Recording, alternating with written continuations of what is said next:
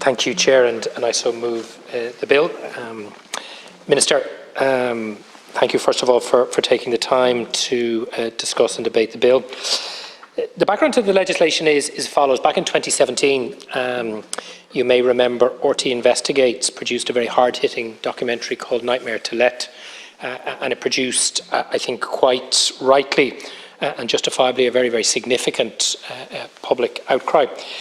It also created a very significant debate here in the Oireachtas over both the challenges for those renters who live in substandard and at times outright dangerous rental properties, but also more generally the lack of an adequate regime both to protect renters and good landlords from rogue operators in the state.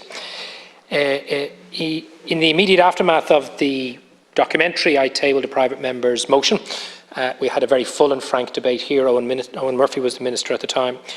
And at the core of that private member's motion was the call for a policy initiative that has long been the proposal of Threshold, the organisation, as you know, who advocates for the rights and entitlements of private renters, which was to have a very simple, very cost-effective regime to inspect and to certify private rental properties to demonstrate that they meet minimum standards. The debate in the Oireachtas was very good, and not unlike your own position tonight, Owen Murphy and the government of the day didn't oppose the motion. And it's important just to reflect on where things were at that particular time. The National Oversight and Audit Commission back in 2018 produced a report saying only about 7% of private rental properties were inspected across the state.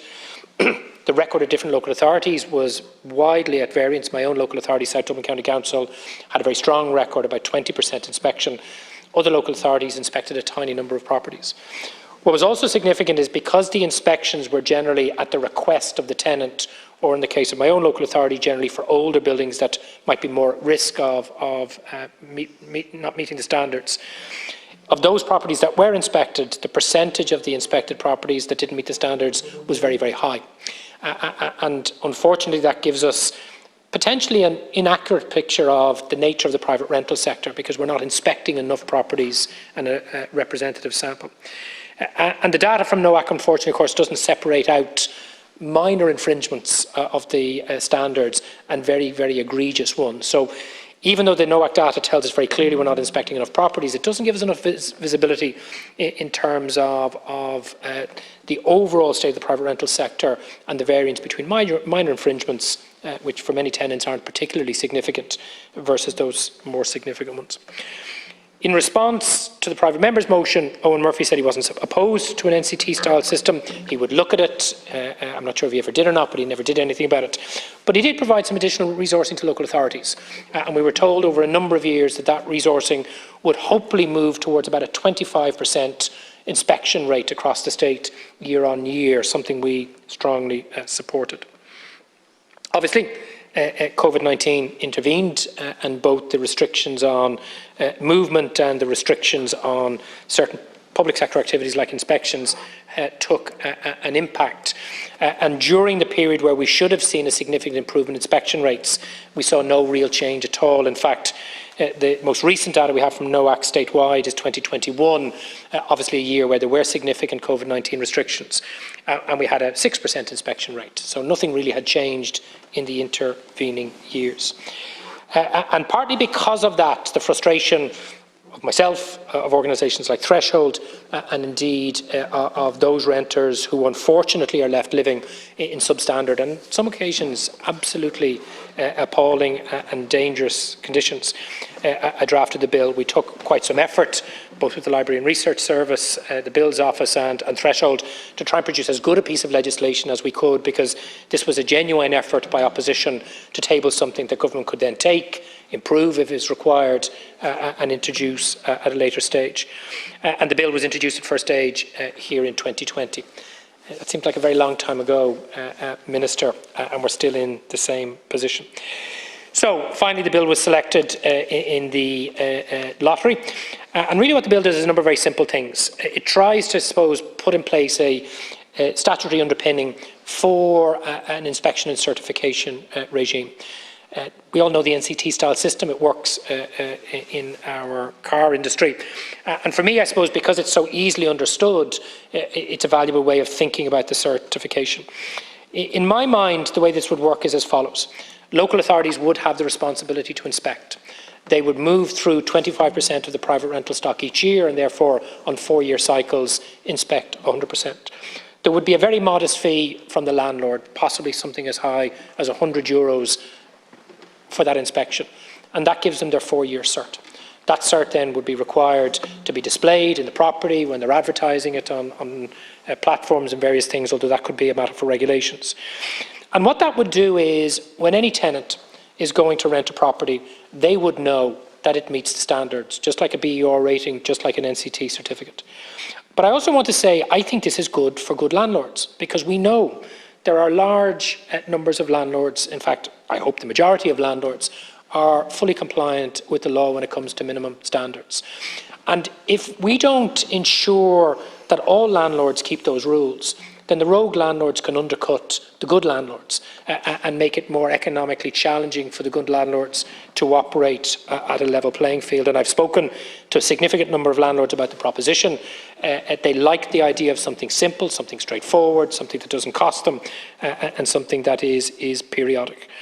I think it would also be very useful if, on foot of the inspection, the local authority can then provide a copy of that certificate not only to the landlord but also to the Residential Tenancies Board in case there are enforcement issues that they want to look at. And what it would mean is, over a period of 4 years, we could have a full inspection of the stock. We would have very clear visibility on its quality. Again, an NCT, not unlike a BER, could then set out, were they minor breaches? Were they serious breaches? To what extent they are compliant? And I do want to go back to that nightmare to let, because unfortunately we still have rental properties like that. In my own constituency recently, a property was bought. It was a significant, large residential home. It was converted into multi-unit, multi-bunk bed accommodation. I understand the chair is trying to get your attention there. Multi-unit, multi-family, multi-bunk bed accommodation. I suspect it had no planning permission. I suspect it didn't comply with building control regulations. And very quickly that property was populated by a large number of families with a large number of children. And my understanding in this case is the Dublin Region Homeless Executive, who were paying on the self-accommodation scheme, the accommodation for a number of the families at this location, had a concern, went in to inspect the property and found that it wasn't compliant with fire safety. And the 5 families that were living in that property have since been moved to alternative emergency accommodation. And the difficulty is that tells us that in that instance, and I know it's only one, very significant risk to life was at play in a property where families with children were residing. That's not the responsibility of this minister. But if we've had a system like this, and if local authorities were funded through a modest charge to proactively go out and inspect every single rental property in the administrative area, it would capture those and it would ensure higher levels of compliance. If the Chair's comments at the start are correct, and I've no doubt to believe the veracity of the good members' information, I'm very happy that the government is supporting the bill. However, Owen Murphy supported the private member's motion, and that was in 2017. Nothing has happened on this since. Even the additional funds that were provided haven't led to an increased inspection. So what I would ask the Minister in his response to give me some indication as, is the government really interested in working on this? Because it would always be much better if government forwarded the legislation. I mean, on a number of occasions, and Malcolm, you know this, I've tabled opposition legislation, particularly, for example, most recently in relation to the rights of student renters. Government supported the bill. We then sat down, we hammered out the detail. Government tabled their own superior legislation because they have the good offices of the officials there beside you. I was able to withdraw my legislation, and we were able to unanimously agree the best possible way of doing that. That is really what I'd like to see here. I am more than happy for your Minister to take all of the credit and publicity when the final bill goes through, so long as renters get more protection. And therefore, genuinely, Minister, I'm saying if this is something you are serious about, let us know. Let us then work together. I suspect our colleagues in the Oireachtas Housing Committee would be more than willing to work with officials to put in place a regime that is cost effective, that is low cost for landlords, revenue neutral for the state, protects tenants, protects good landlords, and improves the quality of our private rental sector. And therefore, in addition to your scripted speech, which I'm sure you will read as eloquently as you always do, I would really urge you to kind of go beyond that and just let us know what will we do today after this bill passes unopposed by the House. Deputy Anish, the Minister. Margaret, and again to thank Deputy O'Brien for bringing forward this bill here this evening and the generosity of spirit in which you set the context of the bill. I do appreciate that. And this week already, of course, we've seen much discussion and debate with regard to the upcoming end of the moratorium on evictions. And now this is a welcome opportunity to focus on a related issue of the quality of accommodation available to those in the private rental market in Ireland. Ensuring that a stock of high-quality accommodation is available for those who live in the private rented sector is something which we are absolutely committed to. We have clearly set out this commitment in Housing for All, and we have backed it up by actions and funding over the past number of years indeed, and I'll just come back on this later in my contribution. The Government will not be opposing the bill at second stage. The core of the objective of the bill is, after all, the same as our own, the common goal of making sure that those who rent have access to the highest possible standard of rental homes.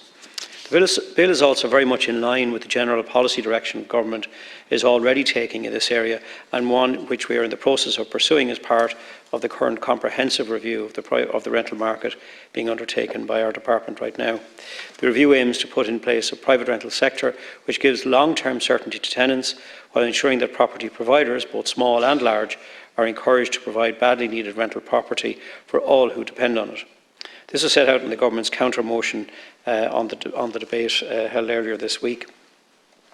And it would be remiss of me not to point out some of the potentially serious downsides in the bill as currently drafted.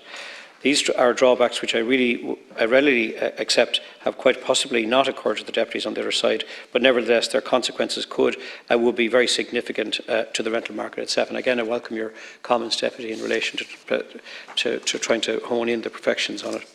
Before I do, I would like to take a few moments to reflect on the current state of the private rental inspection regime.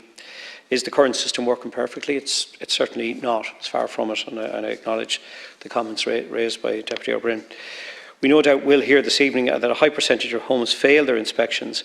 This leads often to erroneous conclusions that the general quality of accommodation for rent is very poor. And again, this, in my view, is far from the reality on the ground. The raw statistic of high failure rates needs to be put into its proper context. Local authorities proactively target those properties most likely to be of a poor standard. Theirs is quite rightly a risk-based approach. To take these properties then as representative of the sector as a whole isn't wholly accurate. Furthermore, the majority of properties fail inspections for a mix of minor and major non-compliance issues, many of which are relatively easy or cheap to remedy. Rental standards are exacting, and rightly so, but it would be wrong to confuse all non-compliances with homes unfit for human habitation, and again, far from it. Excellent progress has been made over the past 12 to 18 months with regards to the number of inspections conducted by local authorities. This reached a record high of almost 50,000 inspections last year, some 20% above their pre-COVID levels. This reflects significant concerted and focused effort by my department in close partnership with the local government sector. The current regulatory regime will be formally reviewed as part of the wider rental review. However, elements of the system are already under examination. For example, I am happy to report work is ongoing delivering on the Housing for All commitment to develop a roadmap to implement minimum BER standards for private rental sector, with the SRI currently undertaking detailed research in partnership with my department. This policy initiative dovetails well with the Government's Climate Action Plan, and once in place will help to ensure a supply of sustainable, energy-efficient homes available to Irish renters. This will mirror the significant progress we are already making in local authority housing sector through our national retrofit programme. We are, as I say, very much witnessing a very positive trajectory in the rental inspection landscape. It is evolving at pace. The strategy of carefully thought out incremental capacity building is one that is already working. In fact, is the only one that makes sense at present, and I'll tell you why. This brings me back to the shortcomings of this bill. Good intentions can sometimes lead to unintended consequences. In the case of this bill, the proposed certification system, which is at the heart of it, would highly be likely to have a detrimental and disruptive effect on the availability of rental properties at this critical time. Properties would lie empty for weeks as they awaited certification, resulting in upward pressures on rents and increase in homelessness. For example, based on the 2022 RTB data, my department estimates that some 101,000 rental units could be unavailable to rent for extended periods during the first year of this proposed new regime as they await inspection by local authorities. This is because many of these would likely to fail their first inspection and remain uncertified and unavailable to rent for a further period until non-compliance issues are resolved and re-inspections scheduled and then carried out. And this would undoubtedly have a serious adverse effect on the rental market. This would be bad at any time, but I think we can all agree right now is certainly the worst possible time we could try it. The demands that the proposed regime would place on local authorities is in the short to medium term would be highly significant. It can sometimes take up to 3 inspections before a dwelling reaches full compliance. We could therefore be asking councils to carry out an extra 300,000 inspections in the first year of the proposed new regime. In other words, a 5- to 6-fold increase on their performance in 2022, which itself was a record year. Even if this was something we felt needed to be done right away, it was something we simply can't do. Virtually all local authorities have reported difficulties in rebuilding rental inspection capacity post-lockdown. The sector reports serious difficulties with staff recruitment and retention with qualified candidates for inspection roles commanding higher salaries in the construction sector. If this proposal for certification is to work and major disruption of the rental market is to be avoided, it will require an extended lead-in period of a number of years in which inspected dwellings could be certified in advance of any legal requirement for certification prior to being placed on the rental market. Moreover, the knowledge that a dwelling would be without the rental income for a period while certification is awaited would also deter continued investment in the rental accommodation market at a time when there is a need to increase rental supply. We must seek to improve standards while encouraging landlords to stay in the market. The current regime does, for the most part, strike that balance. It should be noted that non-compliance with the existing minimum standards regulations is not grounds for eviction. The tenant remains in situ as the local authority engages with the landlord in a collaborative way to remedy non-compliant issues. And this means that there is a minimal impact on supply in the rental market under the existing inspection regime.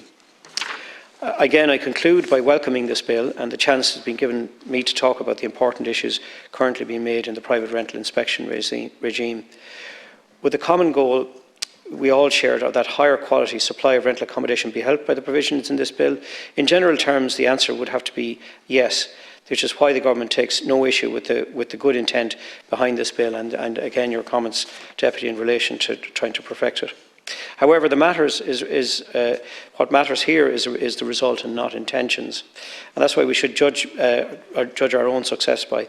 Implementation as it is now and at this time, this bill would have a potentially enormous adverse effect on Ireland's rental market. And for this reason alone, it would need significant amendment to be workable. While not opposing the bill, the overall government position is to continue progress made on increasing inspection performance while allowing a greater examination to take place of the wider private rented sector, which we have now commenced and committed to seeing through in the next number of weeks and months. Minister, next is Deputy Ruaidhrí O'Murchú.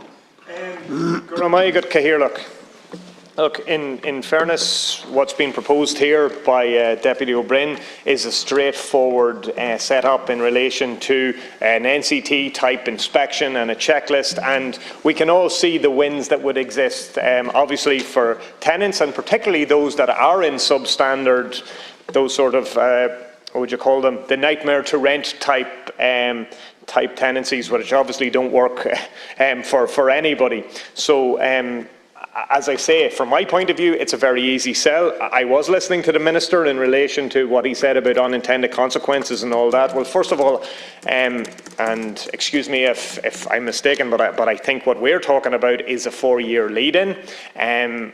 As Deputy O'Brien said, he's looking forward to working with yourselves from a point of view of finding a solution.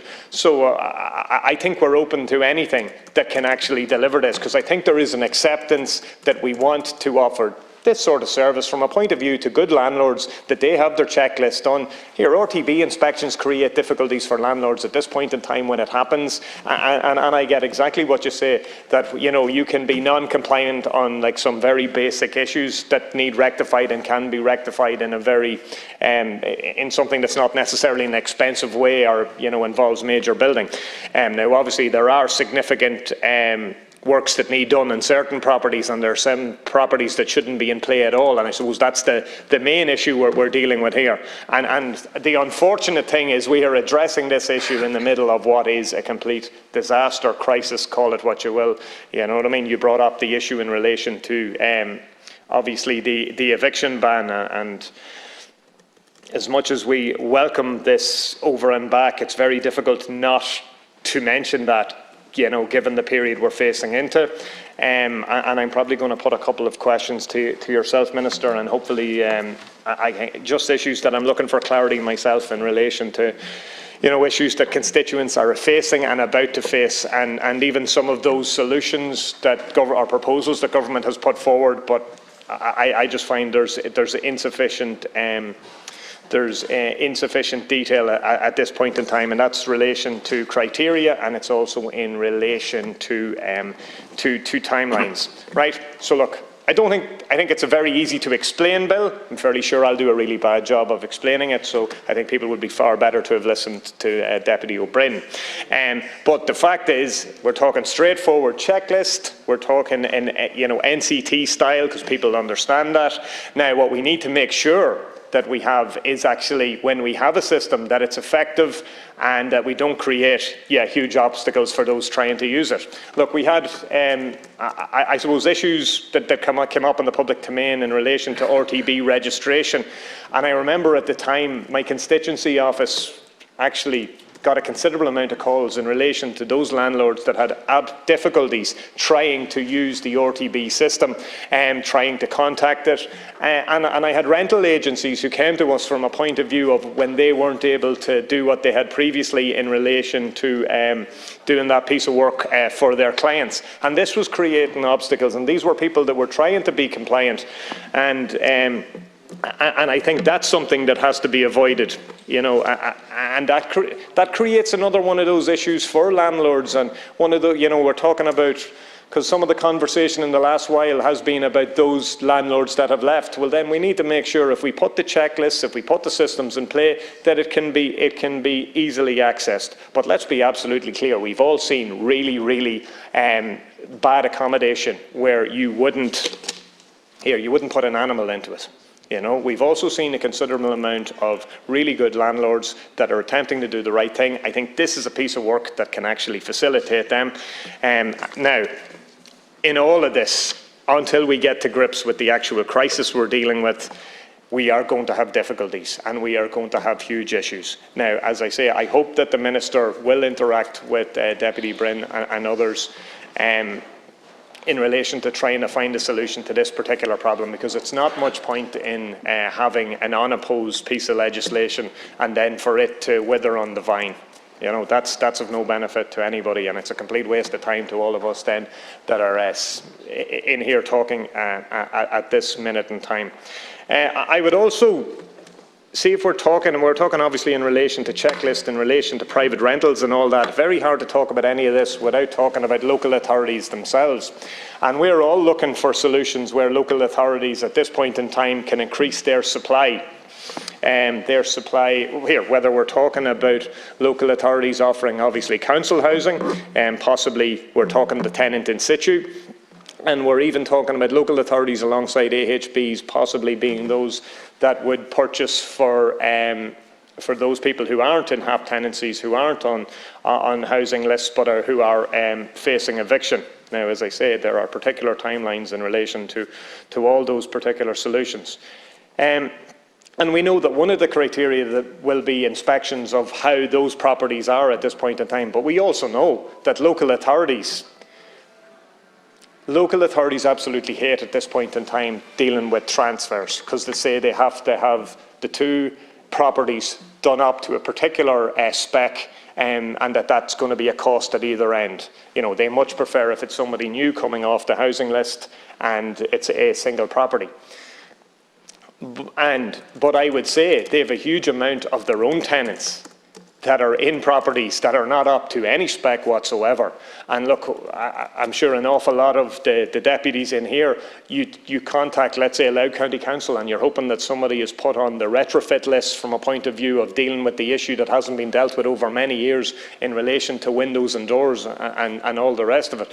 And like, you could be talking about something that's going to take, you know, a plan that may have a 10-year run out, so therefore you'll have a considerable amount of people that are going to be at the tail end of that, so we'll be dealing with, you know, huge issues. And there's an element, and I suppose there's questions for both local authorities and for the department in relation to the funding streams for maintenance.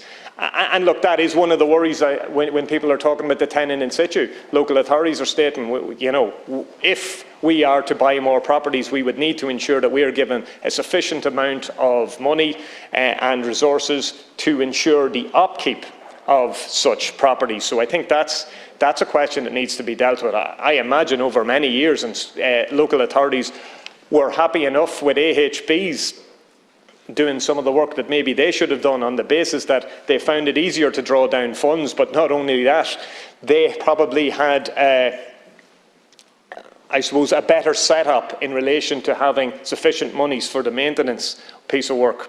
So you can actually see the, you know, on some level, the way the rules were set up, it actually, and we know that there was policy shifts over many years to move away from council housing and from local authorities building council houses. But you can also see at times why, you know, the unintended consequences of it being easier for AHBs, that they would always opt for AHBs in that particular circumstance. Now, some of that has changed, but look, we're not going to deal with any of this until we really get absolutely real into accepting that we're in the middle of what is an absolute disaster, and we really need to do all and sundry. It's like almost dealing with this crisis, as an emergency, that you would actually put in play the type of, I suppose, the type of reaction that we had to COVID, where you set up, you dealt with it as an emergency, you dealt with it as a crisis, you put people in position, and you made sure whatever needed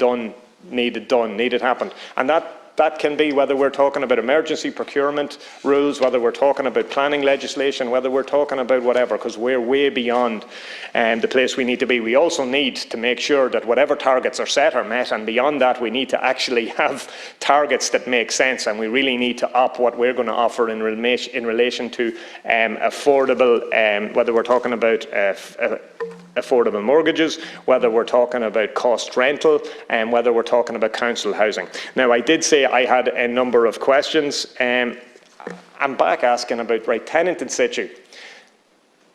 Are we going to see a change in relation to the criteria that councils are going to operate? Because I'll use the example of Louth County Council. Louth County Council will only buy a property if the person in the property on a HAP tenancy is 5 years on the housing list, and if they were on choice-based letting and they could bid on a house, if they could bid on a 2-bedroom house, well, then they can bid on a 2-bedroom house. If this happened to be a 3-bedroom house, then they can't avail of it. And just, we're going to have huge issues in relation to that. So I'd like to see what flexibility there is, and government has to really push that.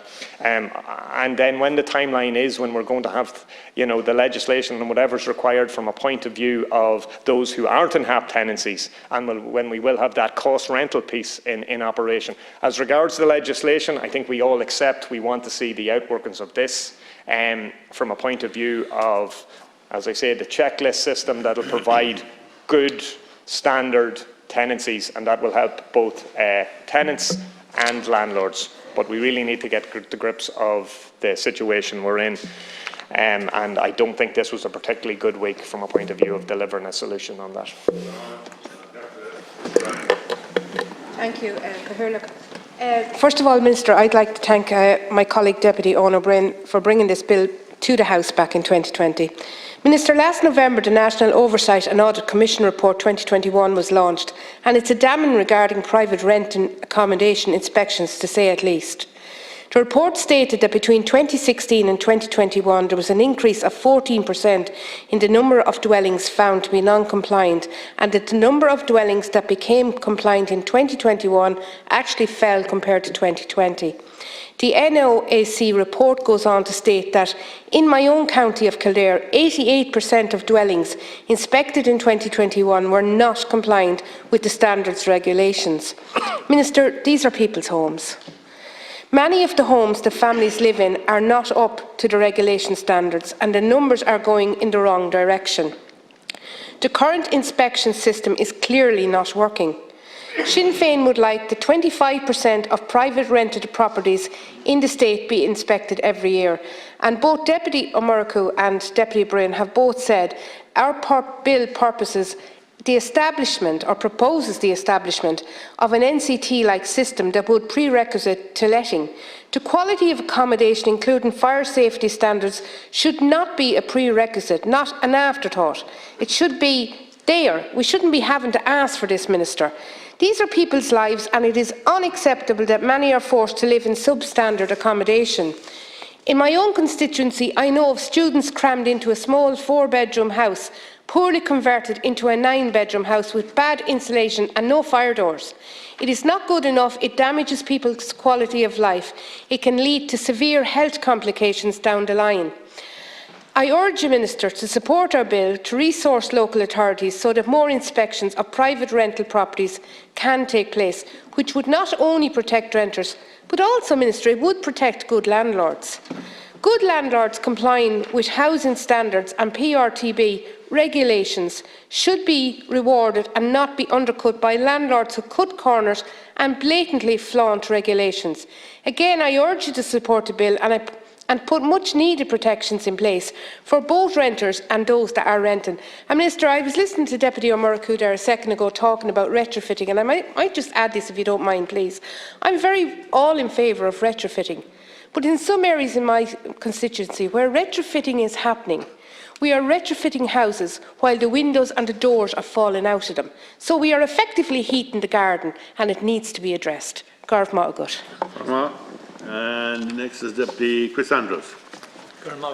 Chair, Minister, I welcome this bill and all the work that Deputy O'Brien has put into it.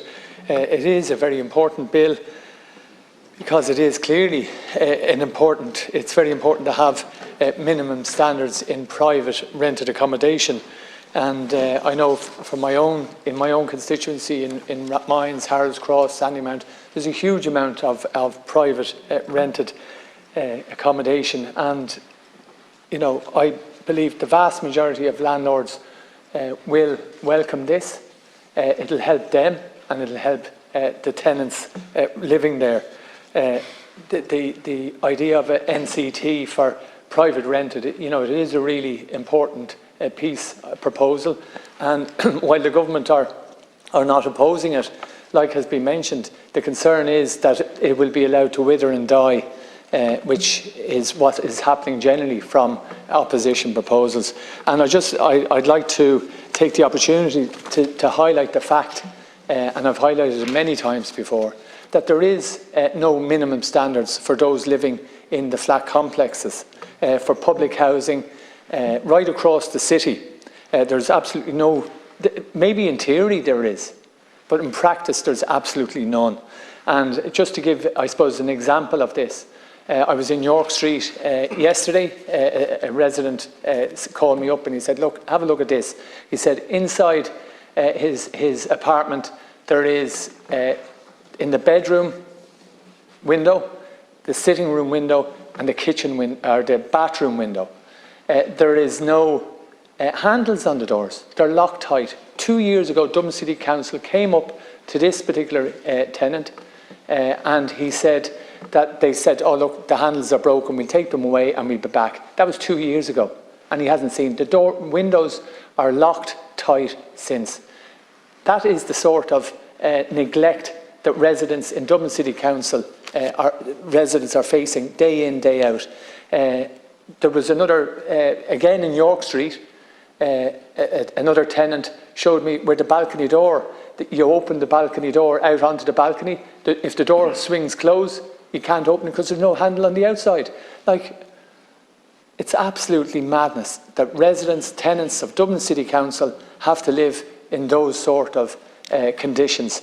And of course, the flats in Pierce House and Mercer House, down in Whelan House, O'Reilly House and Ringsend, they were built to take the people from the tenements.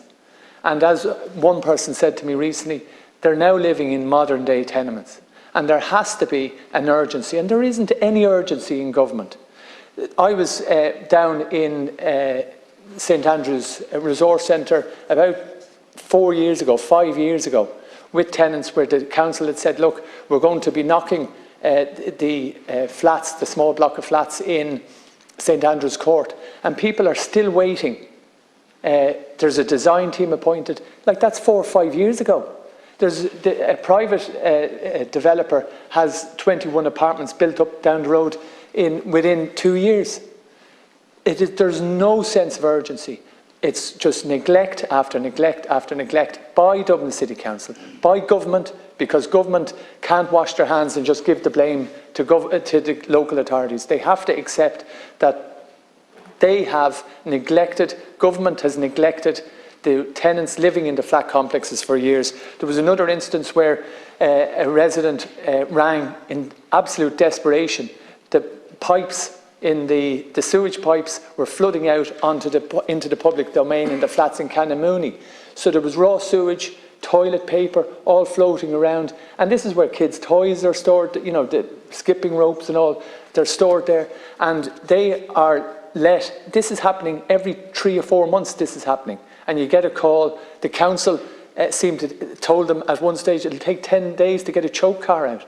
That just isn't acceptable. People cannot be allowed to live in conditions like that. So when we're talking about minimum standards, I would say Dublin City Council, government has accepted that there is no minimum standards for those living in the flat complexes. It's absolutely horrendous. I honestly do not know how there hasn't been a revolution from those living in the flat complexes. How they haven't, how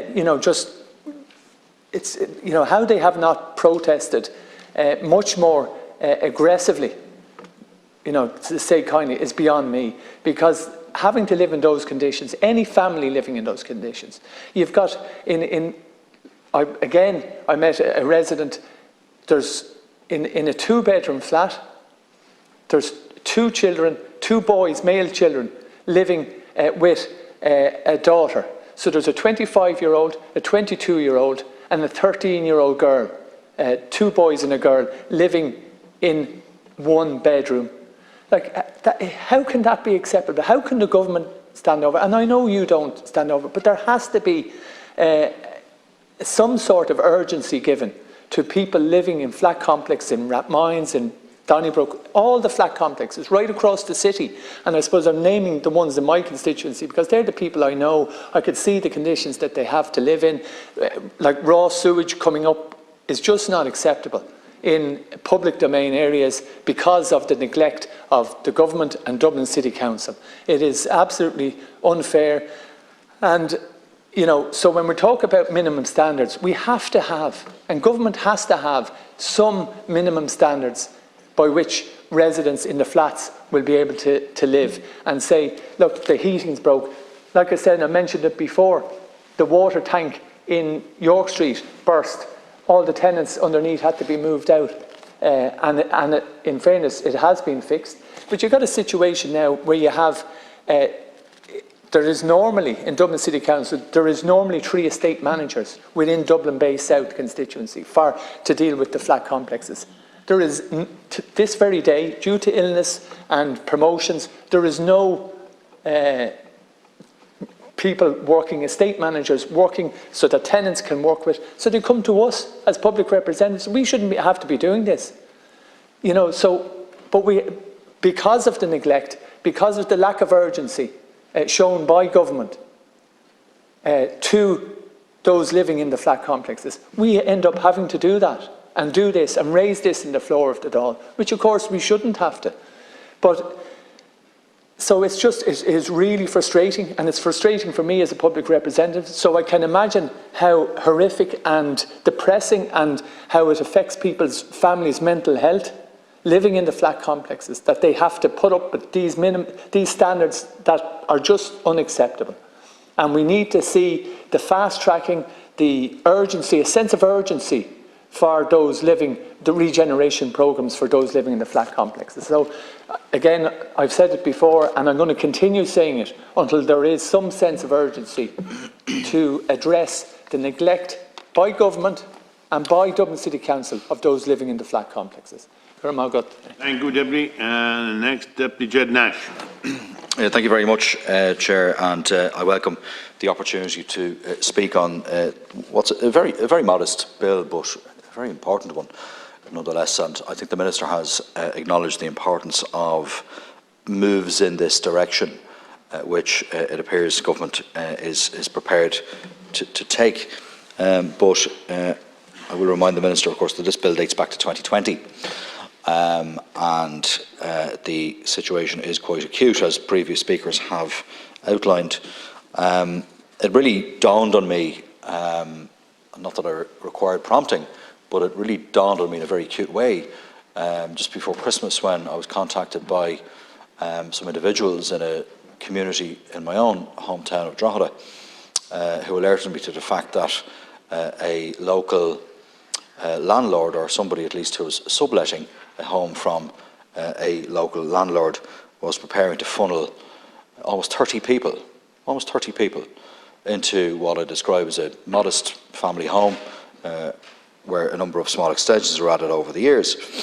And what dawned on me at the time, having consulted with the local authority and others, was the limitations in law in terms of protections that are provided for individuals and indeed the regulatory landscape more generally when it comes to questions of quality, questions of safety and questions of overcrowding. Indeed, of course, we know that there is no legislative definition of overcrowding, and I understand the challenges that would present, but I do believe that the question of overcrowding in rental properties is something that is worth considering.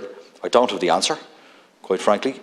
Some have tried over the years. I know that from the best of my recollection, Deputy Barry Cowan and some others had a private member's bill on the agenda a number of years ago that would seek to address questions of that nature, but I don't know where that bill is at this point in time, but I would suggest, Minister, that it's an area that's worth revisiting in the context of all of the challenges that the rental sector and those who rent are facing at the moment. And it is extraordinary to think that such a basic provision as ensuring and properly certifying your property meets the minimum fire safety standards before you rent it out isn't already on the statute books. And when my own party, when the Labour Party released its 2020 manifesto, we said that renters need a break, and that is even truer today than it was then.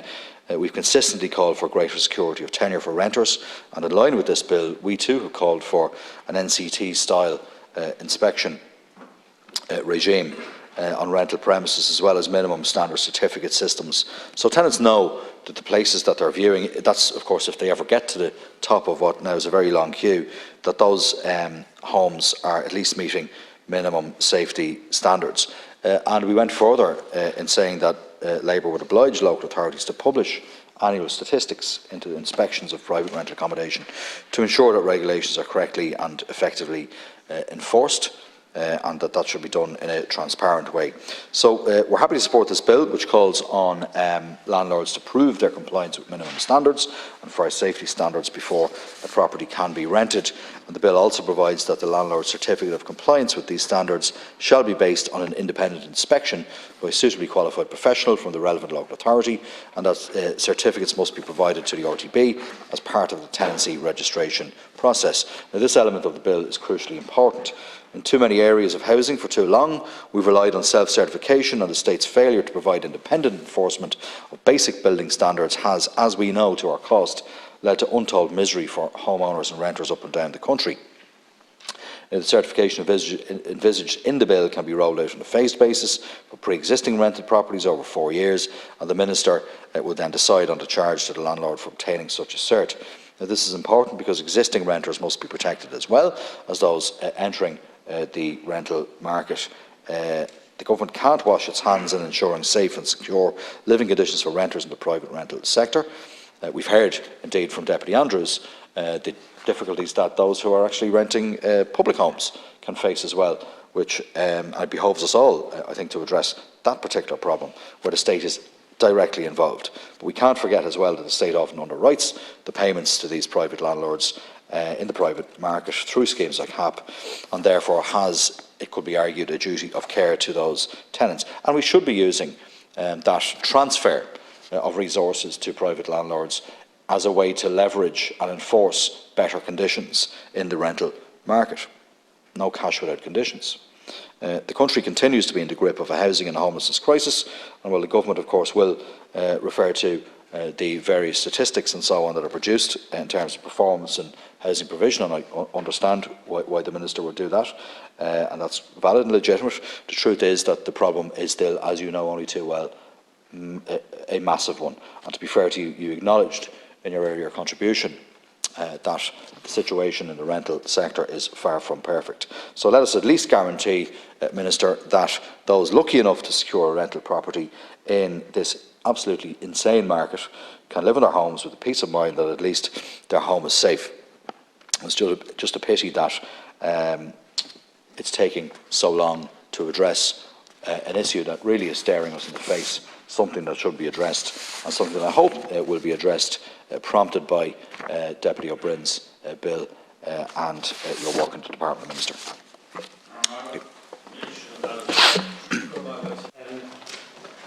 If it's okay, I might just respond to some of the comments from deputies and before I make closing remarks. And again, just to thank all of the deputies for their contributions. I think it's been a useful debate and certainly sparked by Deputy O'Brien bringing the bill forward and this evening.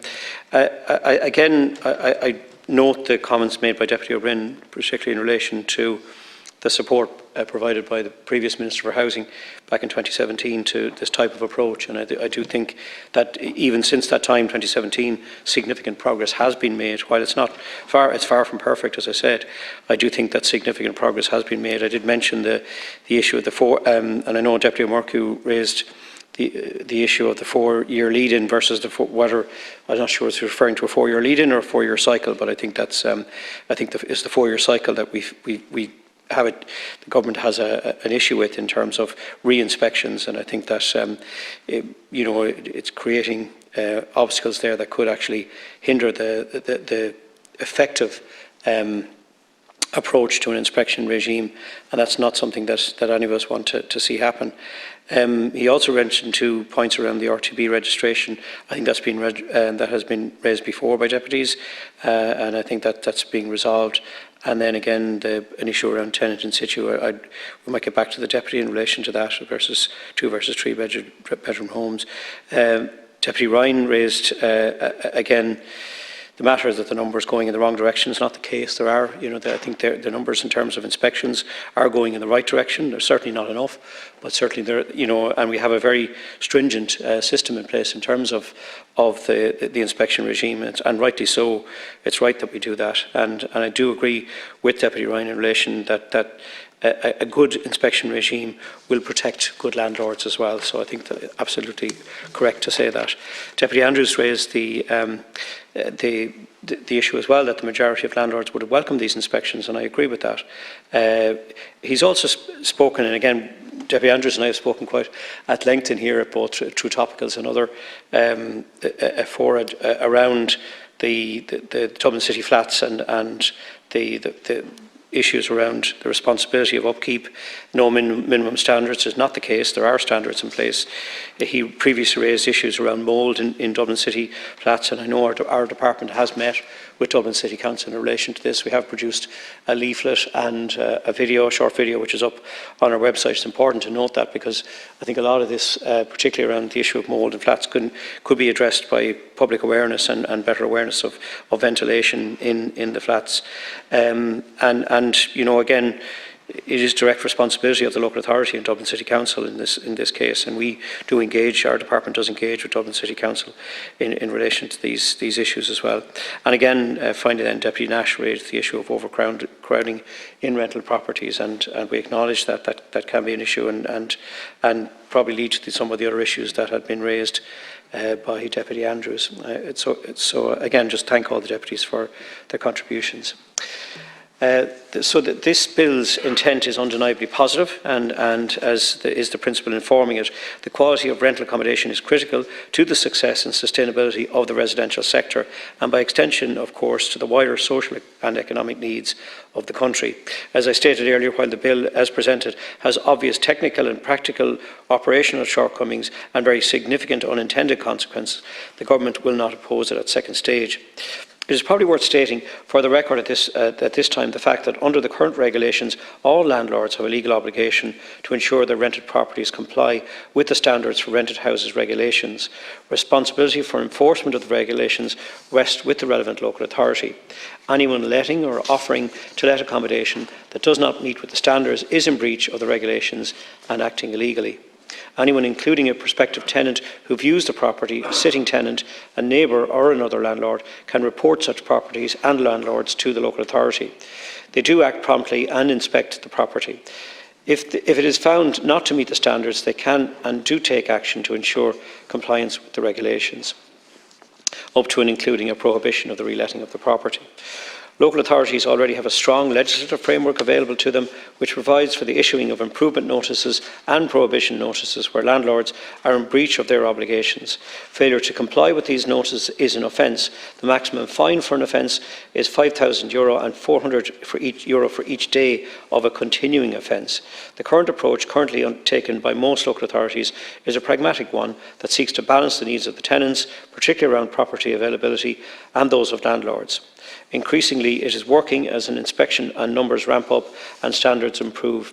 It causes minimal disruption to the market at a time when any adverse impact on supply would, to say the least, be most unwelcome. It is important to note that the average number of inspections per annum in the period 2008 to 2017 was about 20,000.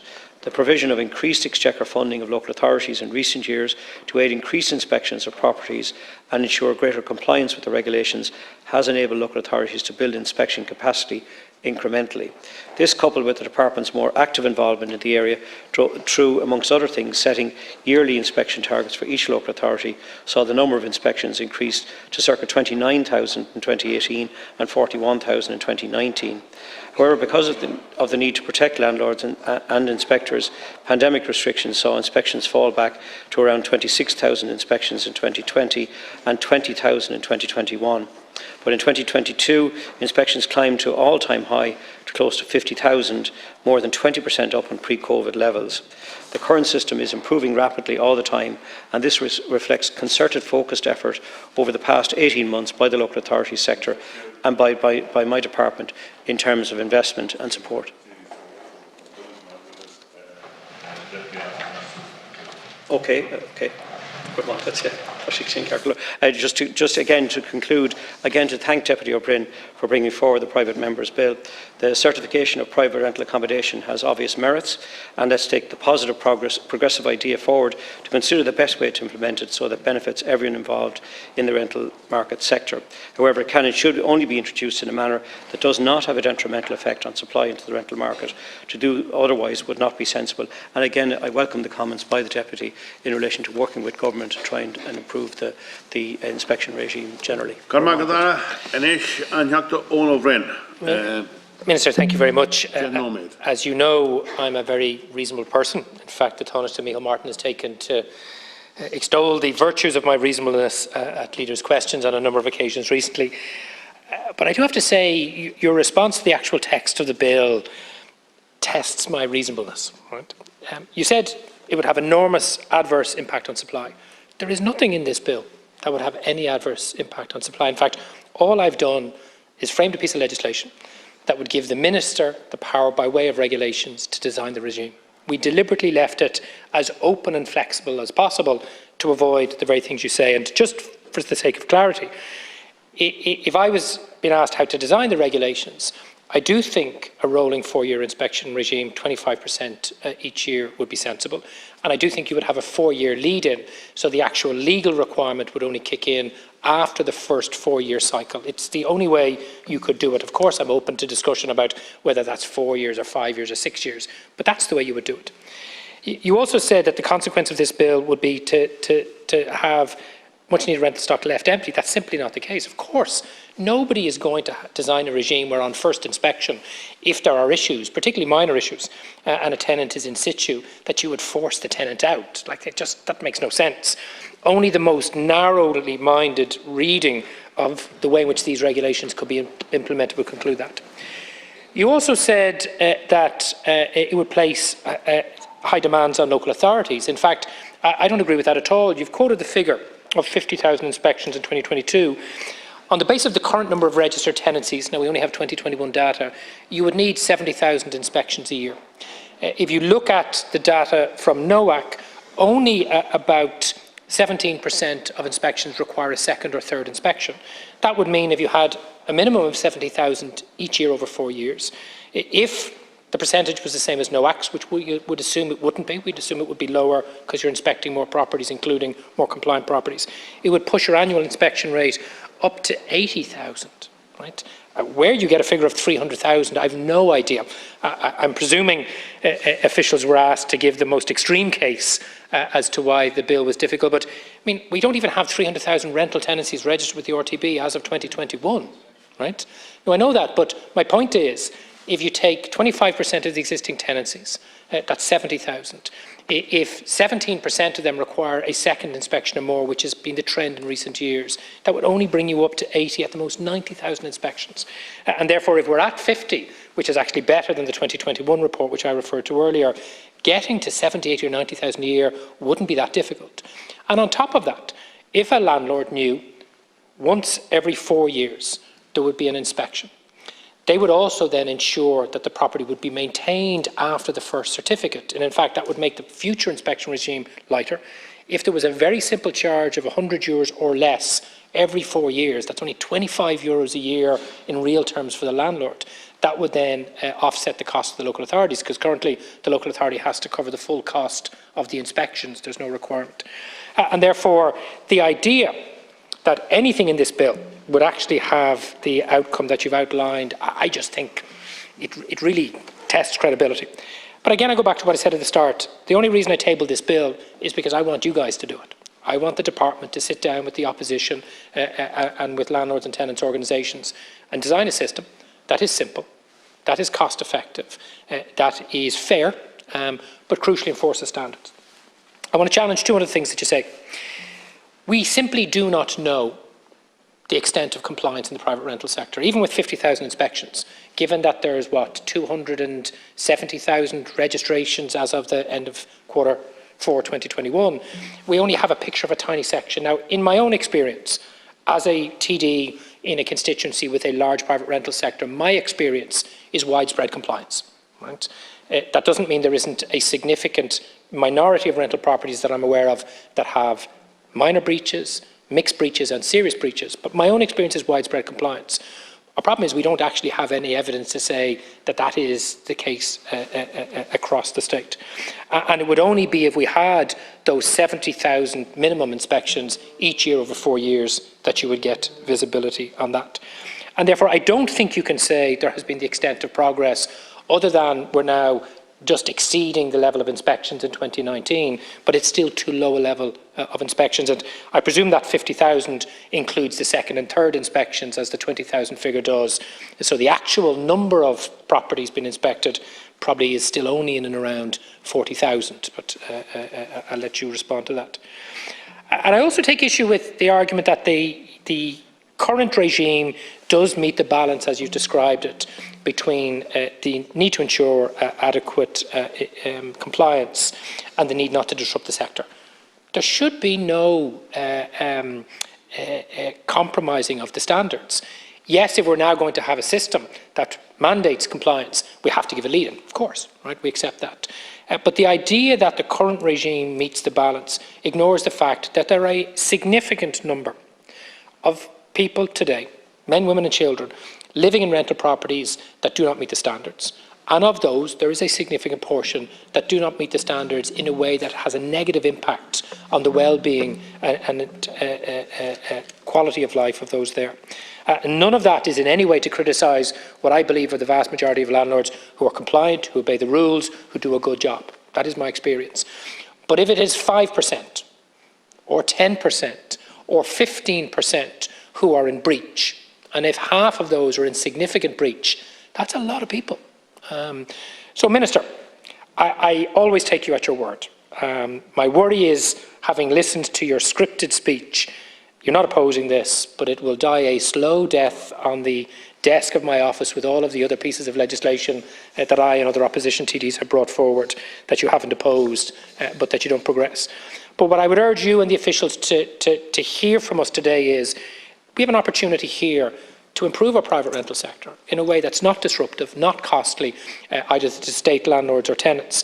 And we could actually do a good day's work if we collaborated together to craft a piece of legislation or craft a good set of regulations, which is what's here, giving greater flexibility for further changes to improve the system. And I would just urge you, as I always do, to take that back to your senior minister, who I know pays avid attention to everything you bring back to him from these meetings and takes copious notes and works them all into his plan. And that's why we all get along so well when we have the debates like we had earlier this week. Finally, just on local authority properties, because my colleagues, and in particular Chris Andrews, made a really important point.